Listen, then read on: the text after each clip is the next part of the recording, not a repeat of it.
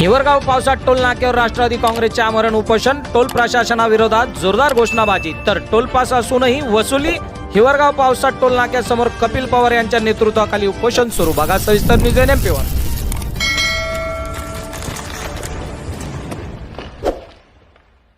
नमस्कार, जय भारत, जय संविधान। News NMP मध्ये आपले सर्वांचे पुन्हा एकदा स्वागत। मंडळी, आज आपण बातमी होणार आहोत ती संगमनेर तालुक्यातली, आणि बातमी आहे ती नाशिक पुणे राष्ट्रीय महामार्गावरील अपूर्ण व निकृष्ट कामामुळे वाहनधारकांचे जीव धोक्यात आले आहेत।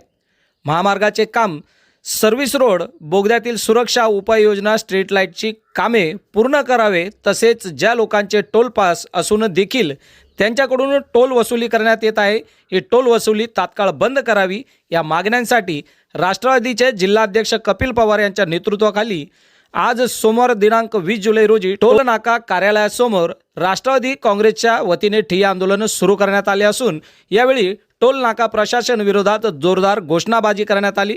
बघा सविस्तर न्यूज एनएमपीच्या माध्यमातून। राष्ट्रवादी काँग्रेस पार्टीच्या वतीने आज या ठिकाणी टोल नाका प्रशासनाच्या विरोधात आमरण उपोषण आंदोलन आम्ही सुरू केलेलं आहे।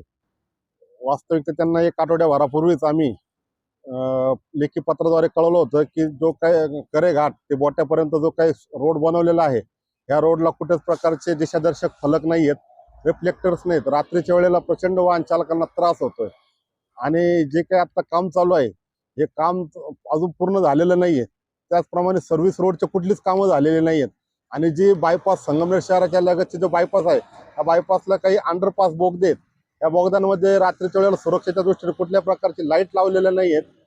त्यानंतर जे पावसाचं पूर्ण पाणी आहे हे पूर्ण ते खाली खड्ड्यांमध्ये साचतं, त्यामुळे पूर्णपणे नागरिकांना गैरसोय या ठिकाणी सहन करावं लागत आहे। त्यानंतर रात्रीच्या वेळेला कुठलेच रिफ्लेक्टर, स्ट्रीट लाईट नसल्यामुळे प्रचंड मोठ्या प्रमाणात या ठिकाणी अपघात झालेले आहेत आणि या अपघातामधून बऱ्याचशा नागरिकांचे जीव देखील गेलेले आहेत।